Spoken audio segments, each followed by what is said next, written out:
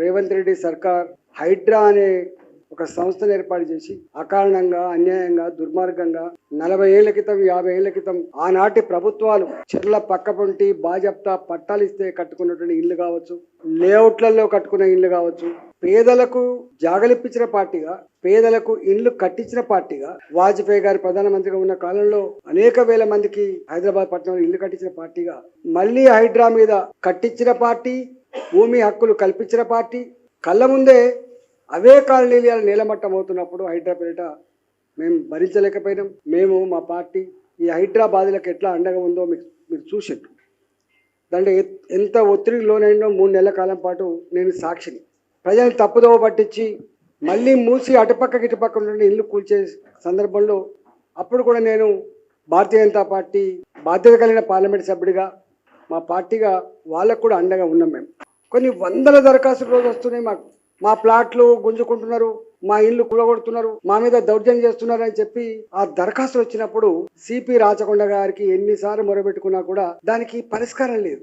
మేము డైరెక్ట్ గా ఏసీపీలకు డైరెక్ట్ గా సీఐలకు ఫోన్ చేస్తే మా మీద ఒత్తిడి ఉంది, ప్రెషర్ ఉంది అనేటువంటి మాటలు వస్తున్నప్పుడు ఓహో వ్యవస్థ చచ్చిపోయింది, ఇది వ్యవస్థగా పనిచేస్తలేదు, వ్యవస్థ పేదలకు అండగా ఉండట్లేదు, వ్యవస్థ ధర్మాన్ని కాపాడే దాంట్లో లేదు, వ్యవస్థ ఒత్తిడి లోనైతుంది, వ్యవస్థ అధర్మానికి పోయే ప్రమాదం ఉంది అని చెప్పి అర్థమై నేను ఒకటే, రేవంత్ రెడ్డి గారు ముఖ్యమంత్రి ఇవాళ ప్రజల ప్రాణాలకు ప్రజల ఆస్తులకు రక్షణ కల్పించే బాధ్యత ఉందా లేదా అని చెప్పి అడుగుతున్నారు.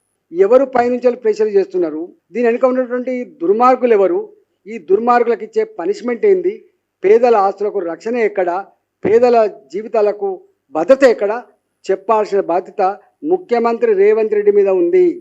మేము ఒకటే ఇవాళ తెలంగాణ ప్రజానీకానికి విజ్ఞప్తి చేయదలుచుకున్నాం. పేదవాళ్ళ మీద అధికారాన్ని అడ్డం పెట్టుకొని భూములు గుంజుకునే ప్రయత్నం, వాళ్ళ మీద దాడులు చేసే ప్రయత్నం, వాళ్ళ ఆస్తులు కొల్లగొట్టే ప్రయత్నం చేస్తున్నది నిజం. దీని మీద మనం స్పందించకపోతే, మనం ఐక్యంగా లేకపోతే చట్టమే ఇలా ప్రజల్ని నేరస్తులుగా భావించే పరిస్థితి అని చెప్పి నేను తెలియజేస్తా ఉన్నా. మేము దీన్ని ఇక్కడితో వదిలిపెట్టే ప్రసక్తి లేకుండా పోచారం మున్సిపాలిటీలో ఉన్న 2076 మంది మాత్రమే కాకుండా ఇవాళ హైదరాబాద్లో ఎన్ని లేఅవుట్లు అయితే ఇలా ప్రభుత్వ పెద్దల అండతోటి వీళ్ళు కొల్లగొట్టే ప్రయత్నం చేస్తుండో వాటి మీద హెచ్ఆర్స్కి వెళ్ళే ప్రయత్నం చేస్తాం, కోర్టులకు వెళ్ళే ప్రయత్నం చేస్తాం, ప్రజలకు అండగా ఉండే ఉద్యమాలు కూడా చేస్తాం. ఎట్టి పరిస్థితి కూడా వదిలిపెట్టే